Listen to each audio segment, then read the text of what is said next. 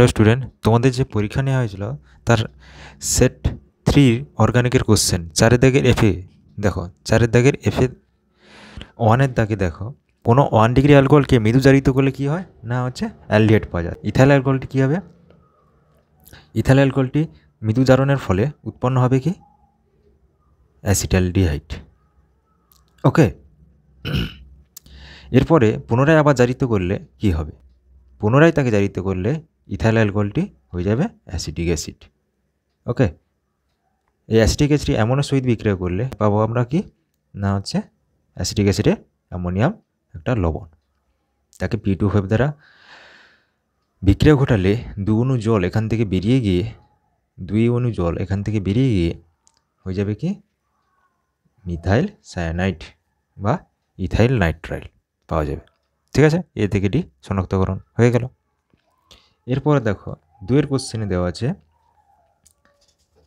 2 কোশ্চেনে দেখো বলা রয়েছে ফর্মিক অ্যাসিডে বিজারণ ধর্মের কারণ কি এবং একটি উদাহরণ দাও। ফর্মিক অ্যাসিড, তাহলে ফর্মিক অ্যাসিড এর গঠনটা দেখো।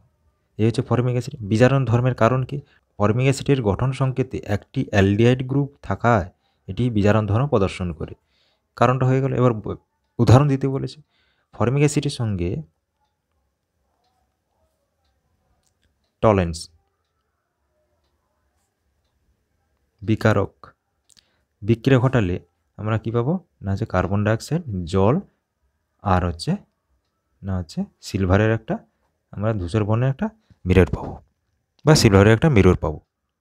এটা হচ্ছে ফর্মিক অ্যাসিডের বিজারণ ধর্ম উদাহরণ। ওকে, বিজারিত করে দিয়েছে, এখানে সিলভারকে সিলভারে মুক্ত করে দিয়েছে। এরপর 3 কোশ্চেন দেখো, 3 কোশ্চেন দেওয়া রয়েছে বেঞ্জিন বলে কীভাবে তুমি NH2 গ্রুপ প্রবেশ করবে।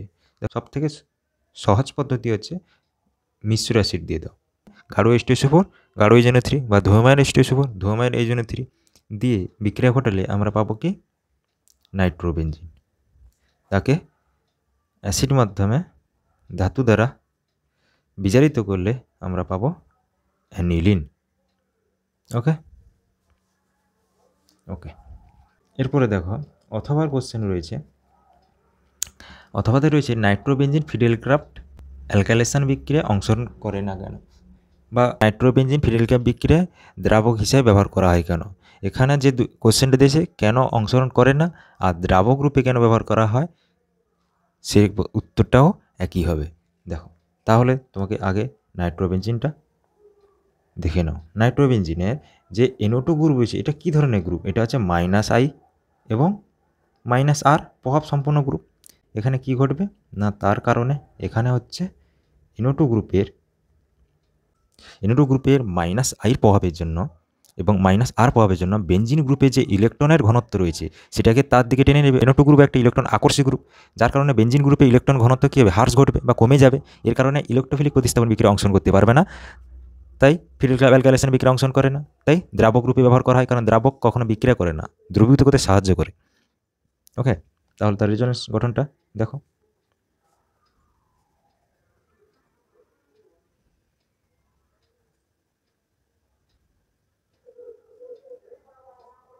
ওকে, এভাবে চলতেই থাকে, কন্টিনিউ হবে, 5টা রেজোনেন্স গঠন হবে দেখবে।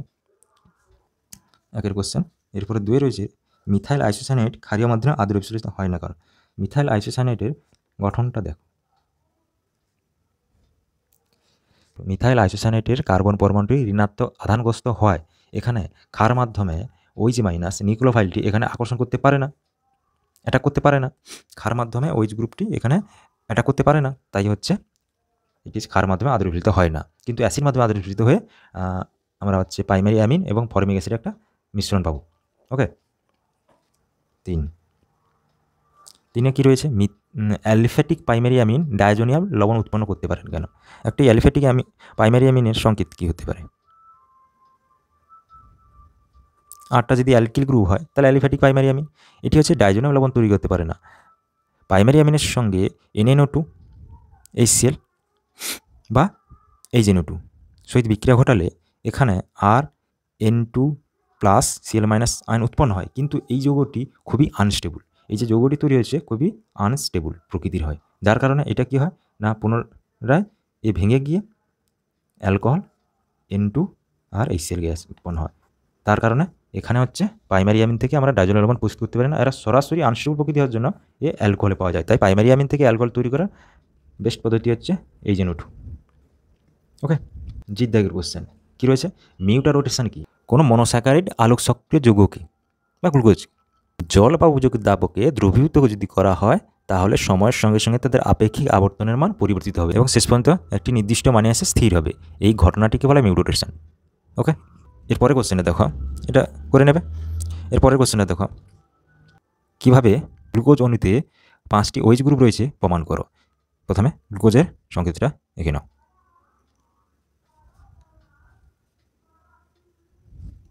গ্লুকোজকে অ্যাসিটিক অ্যানহাইড্রাইড এবং সোডিয়াম অ্যাসিটেটের সহিত বিক্রিয়া ঘটালে এখানে আমরা যেটা পাবো সেটা হচ্ছে গ্লুকোজের পেন্টাঅ্যাসিডেট যৌগ পাওয়া যাবে, OSC(4) আর CH2OSC। পেন্টাঅ্যাসিডেট গ্লুকোজ পাওয়া যাবে। এর দ্বারা প্রমাণিত হয় গ্লুকোজের 5টা OH গ্রুপ রয়েছে। ওকে, এরপরে কোশ্চেন দেখাও যে ল্যাকটোজ একটি ডাইস্যাকারাইড, অর্থাৎ ল্যাকটোজকে আমরা আদ্রশন করলে কি কি পাই না, একটা হচ্ছে বিটা ডি গ্লুকোজ আর একটা হচ্ছে বিটা ডি গ্যালাক্টোজ পাওয়া যায়। অর্থাৎ এই স্ট্রাকচারটা যদি তুমি দেখো,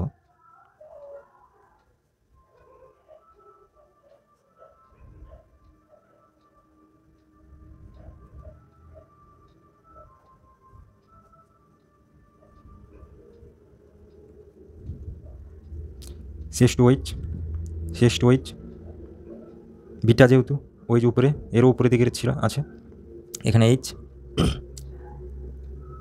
OH এখানে OH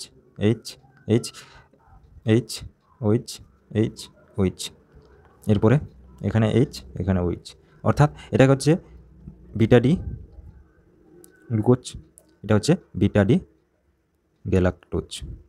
অর্থাৎ এই স্ট্রাকচার লেখা খুবই সহজ, যেটা আছে ক্লাসে বলেছে সেইরকমভাবে রুলে লিখতে পারো, যে সেটা মনে রাখবে। এটা হচ্ছে গ্লুকোজ আর গ্যালাক্টোজ হচ্ছে C4FeMar। এই কারণে এখানে যে ওইচটা নিচের দিকে রয়েছে, এখানে ওইচটা দেখো উপরের দিকে, আর বাকিটা সেম। বিটা তো বিটার ওইচ গ্রুপ তো ডান উপরের দিকেই থাকে। এখন এই বিষয়টা হচ্ছে কেন হচ্ছে বিচারক সুগার ডাইস্যাকারাইড কেন না, আদর্শনে দুটো হচ্ছে আমরা মনোস্যাকারাইড পেয়েছি। আর বিচারক সুগার কেন না, ল্যাকটোজের গঠনে অ্যানোমারিক OH গ্রুপ এখানে মুক্ত অবস্থায় রয়েছে, বা ল্যাকটোজের গঠনে OH গ্রুপটি অ্যানোমারিক OH গ্রুপ, এইটা হচ্ছে ল্যাকটোজের গঠনে অ্যানোমারিক OH গ্রুপ মুক্ত রয়েছে, তাই এটি বিচারক সুগারের মতো আচরণ করে, অর্থাৎ এটি বিচারণ বিক্রিয়ায় অংশগ্রহণ করে, অর্থাৎ এটি টলারেন্স এবং ফিলিংকে বিচারিত করতে পারে। কেমন? এরপরে দেখো এই দাগের কোশ্চেন রয়েছে, A থেকে F শনাক্ত করো। দেওয়া রয়েছে কি CH3C benzene, O CH2 benzene group, দেওয়া রয়েছে কি গাঢ় I হিট, দেওয়া বলা হয়েছে A এবং B শনাক্ত করো। ইথারের হচ্ছে HI সহযোগে ইথারের বন্ধনের ডিসোসিয়েশন যে বিক্রিয়া ছিল, সেখানে বলা হয়েছিল যে ফেনোলিক ইথারের ক্ষেত্রে HI সহযোগে বিক্রিয়া ঘটালে একটা পদার্থ হচ্ছে ফেনল পাবো আর একটা পদার্থ হচ্ছে অ্যালকিল গ্রুপ পাবো। অর্থাৎ এখানে হচ্ছে এই বন্ধনটা ডিসোসিয়েশন ঘটবে, অথবা মনে যদি না থাকে তাহলে এখানে স্ট্রাকচারের মধ্যে দেখো এই যে অক্সিজেন পরমাণু লোন পেয়ারটা বেঞ্জিন গ্রুপ রেজোনেন্স সংশোধন করবে, তাই এই বন্ধনটা আংশিক দ্বিবন্ধনের মতো আচরণ করছে, যার কারণে এই বন্ধন দৈর্ঘ্য খুবই ছোট এবং বন্ধনটা খুবই শক্তিশালী, যার কারণে এই বন্ধনটা এই CO বন্ধন বিভাজন ঘটবে না, এই CO বন্ধন বিভাজন ঘটবে। ওকে, এই কারণে এখানে যে প্রোডাক্টটা A হবে বা B হবে সেটা হচ্ছে OH, আর অপর যে প্রোডাক্টটা হবে সেটা হচ্ছে CH2 বেঞ্জিন। এটা হচ্ছে A, এটা হচ্ছে B। ওকে, এরপরে 2 এর কোশ্চেনে দেওয়া রয়েছে কি না হচ্ছে সোডিয়াম ফেনক্সাইড ONA। দৃষ্টির উপরে দেখো CO2 দেওয়া রয়েছে 120 ডিগ্রি সেলসিয়াস থেকে 140 ডিগ্রি সেলসিয়াস তাপমাত্রা এবং 4 থেকে 7 ATM চাপে। তারপরে 2 দেওয়া রয়েছে লঘু HCl। প্রোডাক্ট কী হবে, C প্রোডাক্ট কী হবে না, C প্রোডাক্ট হচ্ছে স্যালিসাইলিক অ্যাসিড। ওকে, এরপরে এখানে অ্যাসিটিক অ্যানহাইড্রাইড এবং হচ্ছে গাঢ় H2SO4 দেওয়া হলে D, একে হচ্ছে সোডিয়াম বাইকার্বনেট হিট, 2 হচ্ছে সোডা লাইম সোডিয়াম হাইড্রোক্সাইড ও ক্যালসিয়াম অক্সাইডের মিশ্রণ ও হিট, আর পরে রয়েছে Br2CCl, Br2 জল দেওয়া রয়েছে, Br2 জল। প্রোডাক্ট কী হবে, এখানে অ্যাসিটিক অ্যানহাইড্রাইডের সঙ্গে বিক্রিয়ায় এখানে যেটা পাওয়া যাবে সেটা হচ্ছে OCO CH3 ওকে, এর নাম কি? এর নাম হচ্ছে অ্যাসপিরিন, অ্যাসিটাইল স্যালিসাইলেট। সোডিয়াম বাইকার্বনের সঙ্গে বিক্রিয়ায় এখানে কি হবে? এখান থেকে হচ্ছে সোডিয়াম ফেনক্সাইড হয়ে যাবে, স্যালিসিলিক অ্যাসিড সোডিয়াম সল্ট হবে, তাকে পুনরায় সোডিয়াম লাইম সহযোগে বিক্রিয়া ঘটালে এখান থেকে ডিকার্বক্সিলেসের মাধ্যমে আমরা পাবো কি? ফেনল। পরে হচ্ছে বিআর টু জল দেওয়া হলে এখানে হচ্ছে 2,4,6, বিআর টু জল দেওয়া হলে 2,4,6 ট্রাইবোমা ফেনল উৎপন্ন হবে। ওকে, এরপরে দেখো অতবার কোশ্চেন রয়েছে, পার্থক্য করো বেঞ্জালডিহাইড আর অ্যাসিটোফেনল। দেখো এটা পার্থক্য খুব সহজ। বেঞ্জালডিহাইডকে এখানে অ্যালডিহাইড গ্রুপ রয়েছে, এখানে আছে কিটোন গ্রুপ রয়েছে, তো অ্যালডিহাইড আর কিটোন আইডেন্টিফিকেশন রিয়াকশন। তো টলেন্স যদি দেওয়া হয়, টলেন্স বিকারক, তাহলে এখানে সিলভারের হচ্ছে মিরর পরীক্ষায় ছাড়া দেবে টলেন্স বিক্রিয়া। আর এখানে হচ্ছে যদি টলেন্স দেওয়া হয়, নো রিয়াকশন, কোনো রিয়াকশন করবে না। এটা একের ছিল। দুয়ের কোশ্চেন দেখো, প্রস্তুত করো বেঞ্জালডিহাইড থেকে ম্যান্ডেলিক অ্যাসিড। এবার হচ্ছে বেঞ্জালডিহাইড স্ট্রাকচার দেখো, ম্যান্ডেলিক অ্যাসিডের structure CH COOH OH, mandelic acid. তো কী করে প্রস্তুত করবে না, প্রথমে হচ্ছে বেঞ্জালডিহাইডকে HCN সহিত বিক্রিয়া ঘটাও। বিক্রিয়া ঘটালে কী হবে না, হচ্ছে CnOH, এটা হবে সায়ানো হাইড্রোজেন জাতীয় যৌগ গঠিত হবে, পুনরায় তাকে H3+ সহযোগে আদ্রবিশন ঘটালে কী হবে, CN গ্রুপে আদ্রবিশিত হয়ে অ্যাসিড হয়ে যাবে। এই হচ্ছে ম্যান্ডেলিক অ্যাসিড। এরপরে হচ্ছে 3 কোশ্চেনে বলা রয়েছে রাসায়নিক পরিচয় দাও। TNT রাসায়নিক পরিচয় আর কিছু না, TNTর ফুল নাম কি? ট্রাইনাইট্রোটলুইন, অথবা 2,4,6 ট্রাইনাইট্রোটলুইনকে TNT বলা হয়। এটি একটি বিস্ফোরক পদার্থ। আরেকটি করে কি রয়েছে, স্যালল। স্যালল কি? স্যাললের গঠন হচ্ছে C6H5, অর্থাৎ ফিনাইল স্যালিসাইলেটকে স্যালল বলা হয়। এটি একটি অ্যান্টিসেপ্টিক হিসেবে ব্যবহার করা হয়। তার নাম লিখে দেবে, ফিনাইল স্যালিসাইলেট। এর নাম হচ্ছে 2,4,6 ট্রাইনাইট্রোটলুইন। এটা হচ্ছে তার রাসায়নিক পরিচয়। এরপরে দেখো 8 দাগের কোশ্চেন। এরপরে দেখো ক্লোরোফর্মের নমুনায় ফসজিনের উপস্থিতি কিভাবে তুমি শনাক্ত করবে। একটি ক্লোরোফর্ম যুক্ত বোতলকে খোলা অবস্থায় রেখে তার উপরে ফিল্টার পেপার ধরলে ফিল্টার পেপারের বর্ণ হলুদ বর্ণে ধারণ করে, তাহলে বুঝবে ওই নমুনাতে ফসজিন গ্যাস উপস্থিতি রয়েছে। ওকে, এরপরে দেখো 2 কোশ্চেন লিখে নেবে। 2 কোশ্চেন বলা হচ্ছে ক্লোরোফর্ম ও কস্টিক ক্ষারের সহযোগে ফেনলের উত্তপ্তকরণে বিক্রিয়া তীরচিহ্ন সহ সমীকরণটি লেখো। অর্থাৎ ফেনলকে কি করা হয়েছে, ক্লোরোফর্ম ও হচ্ছে ক্ষার কস্টিক সোডিয়াম হাইড্রোক্সাইড সহযোগে বিক্রিয়া ঘটালে কী হবে না, হচ্ছে প্রথমে হচ্ছে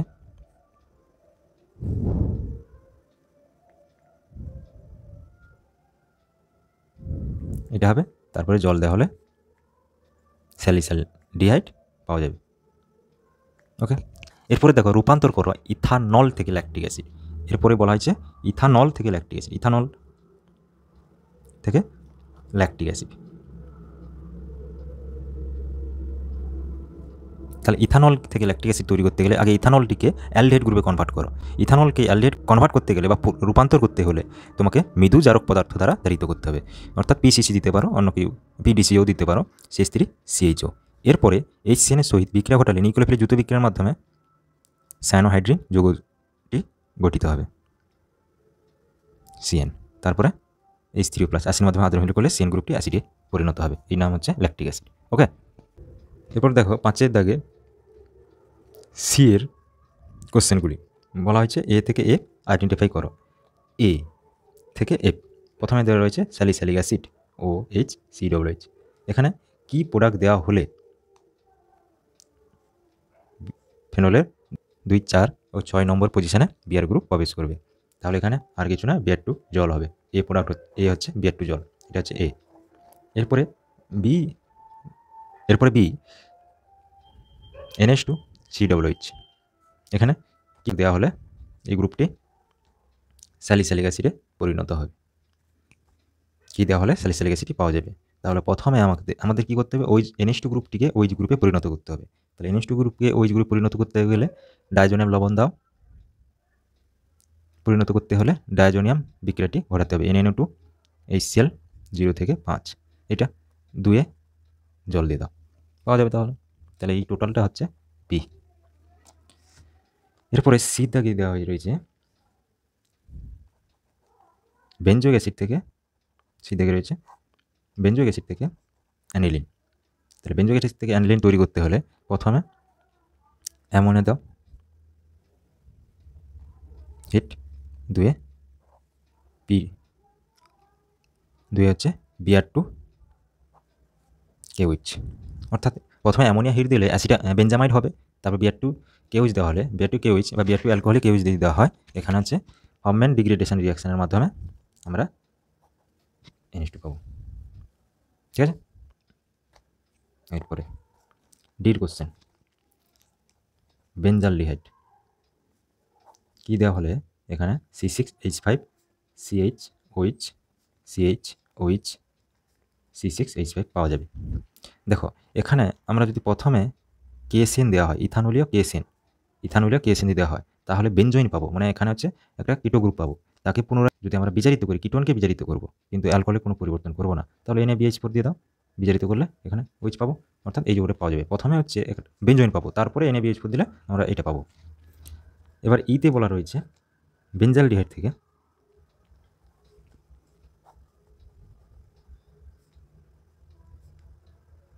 বেনজিল তৈরি করো, প্রস্তুত করো। তাহলে এফে কী দিতে হবে না, প্রথমে হচ্ছে কেসিন দাও, 2 হচ্ছে H3 দিয়ে দাও, ওকে হয়ে যাবে। এরপর এফ বলা হচ্ছে বেনজিন থেকে বেঞ্জোইক অ্যাসিড কী করে প্রস্তুত করবে। দেখো বেনজিন থেকে বেঞ্জোইক অ্যাসিড প্রস্তুত করতে গেলে অনেক পদ্ধতি রয়েছে। আমরা যদি CH3Cl অনাদ্র AlCl3 ব্যবহার করি, তাহলে টলুইন পাবো। সেই টলুইনকে ক্ষারীয় KMnO4 সহিত বিক্রিয়া ঘটালে আমরা বেঞ্জোইক অ্যাসিড পেতে পারি। ওকে,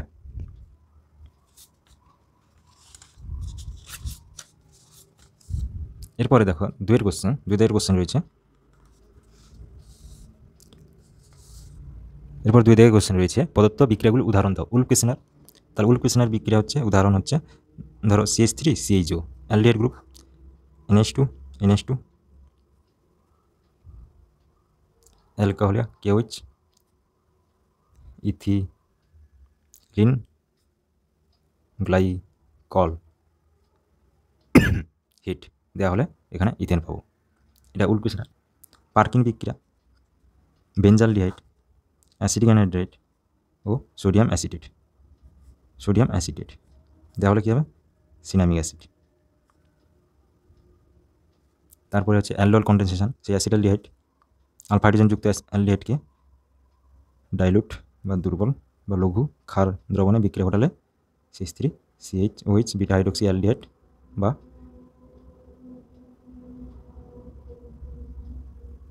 কিটোন আলফা বিটা। এরপর হচ্ছে উইলিয়ামসন সংশ্লেষণ, CH3I CH3CH2 ONA বিক্রিয়া CH3CH2 ও CH3 ইথার পাওয়া যাবে। ওকে, এরপরে দেখো অথবার কোশ্চেন, ফেনলের সহিত H2Cl2 অর্থাৎ ক্লোরিন জলের সঙ্গে বিক্রিয়ায় কী ঘটে না, ফেনলের 2, 4, 6 পজিশনে Cl2 প্রবেশ করে। এটা হচ্ছে এ প্রোডাক্ট। 2 রয়েছে ফেনলকে CrO2Cl2 দ্বারা যদি জারিত করা হয় কি পাওয়া যাবে, আর কিছু না, প্যারাবেঞ্জোকুইনোন বা বেঞ্জোকুইনোন পাওয়া যাবে। 3 CH3CH2 ও CH3 সহিত CH3COCl অ্যানহাইড্রাস বা অনাদ্র ZnCl2 দেওয়া থাকলে দেওয়া রয়েছে। তো প্রোডাক্ট কী কী হবে, তো অক্সিজেন পরমাণু যে লোন পেয়ার নিউক্লিওফিলিক প্রতিস্থাপন বিক্রিয়া অংশগ্রহণ করে, এখানে একটি হচ্ছে এস্টার,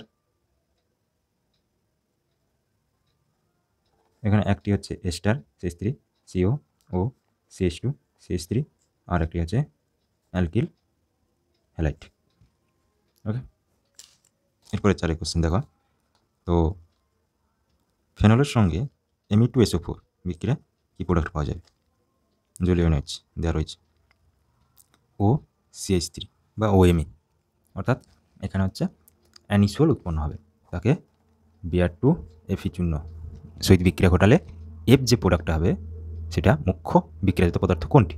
না হচ্ছে এটা অর্থ প্যারা নির্দেশক, অর্থ হবে প্যারা হবে, কিন্তু অর্থতে স্টেরিক কারণে এটা মুখ্য হয় না, শুধুমাত্র প্যারাই হচ্ছে এখানে মুখ্য বিক্রিয়াজাত পদার্থ বিয়ার। ওকে, এ পর্যন্ত।